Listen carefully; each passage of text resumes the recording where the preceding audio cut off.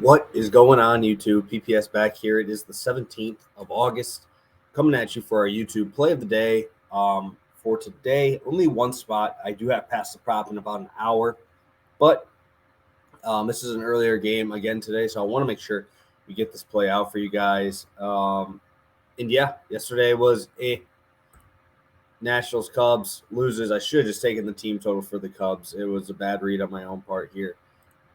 Twins come through. They were fantastic. 9-0 total there, final. Ended up having that as a collab with Prop Bomb over on Twitter. If you don't follow him, go follow him. But yeah, quick video today because obviously I got to get ready for the show here in an hour. So yeah, the play today is going to look eerily similar, and I'm going right back to the Twins. It's going to be the same price, same spot, and I actually think this is a better matchup, right? We have Tyler Mahle on the bump facing off against Daniel Lynch. And Daniel Lynch is actually a weird guy, man.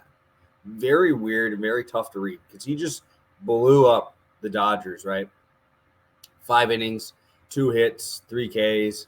But he threw 105 pitches in 5 innings with 4 walks, right? So obviously not very good. Boston obviously hit him around a little bit. And then he shoved on the White Sox, which was very, very interesting. But he's done that before. I don't know why he has the White Sox number. He went 6 innings, no earned early on in the season. He's been good in the second half, but looking at this lineup and looking at his numbers here, we're looking at a guy who allows a 277 batting average to righties with a 427 slugging and a 338 on base percentage.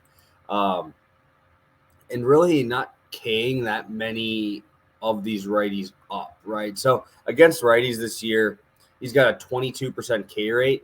Against lefties, only a 15%. So the lefties numbers are actually a little bit better in terms of like FIP and stuff like that. But you look at 277 batting average allowed here to righties. We have a lot of good righties in this lineup, right? Buxton. I called Celestino yesterday. I should have taken him as my home run pop. That would have been a long shot. He obviously went yard yesterday. Correa. But also have a decent amount of good lefties, right? Kepler's not been doing much, but he's obviously a good hitter. You got Arias. But I really like that Urshela combo down there as well. You got some good right-handed bats here to provide some power. The Twins at home this year, middle of the pack with like a 740 OPS versus lefty this year, middle of the pack, 713 OPS. So I mean, everybody in that top 15 are all kind of bunched together by like 80 points or so.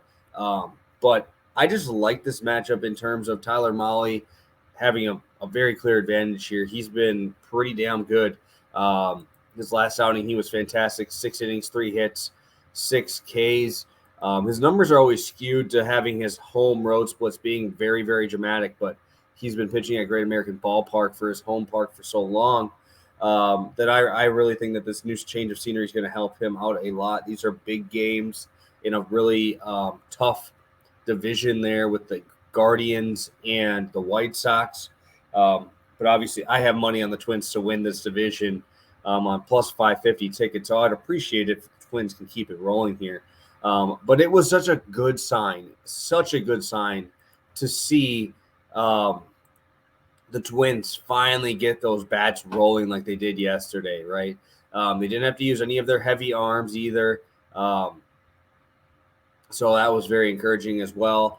But a 9-0 game. You saw Sonny Gray with 10 Ks on these dudes. Obviously, that's pretty big. But multi-hit game from Arias. You got a multi-hit game from Buxton, Miranda, Urshela with 4 hits, Gordon with 2, Celestino with that home run, right? We have so many guys with multi-hit games seeing the ball well. I think this is a great spot, and they're staying at home.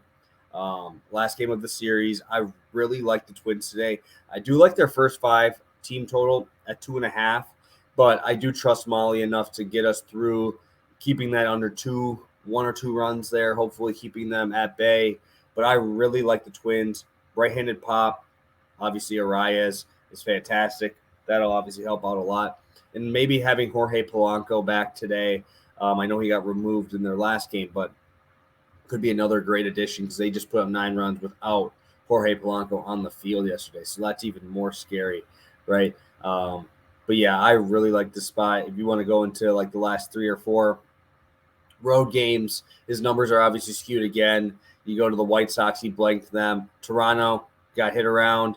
They faced the Angels in Oakland, right? So the home road numbers are obviously going to be very skewed, but he's faced the Twins twice this year and has gone 9 innings, 6 earned, 8 strikeouts. So I do expect to see some runs and some hits here from this Twins side. So really like the Twins first 5. Give me their run line, -130. Make sure to tune in to Pass the Prop, guys. Going to be coming out soon, about an hour away with our guy, Analytics Capper. Should be a good show. Looking forward to it. So thank you guys so much for tuning in. You guys are the best, and I will see you guys in a little bit. Hopefully see you in our show live in 50 minutes or so. So thank you guys. Have a good one. Peace.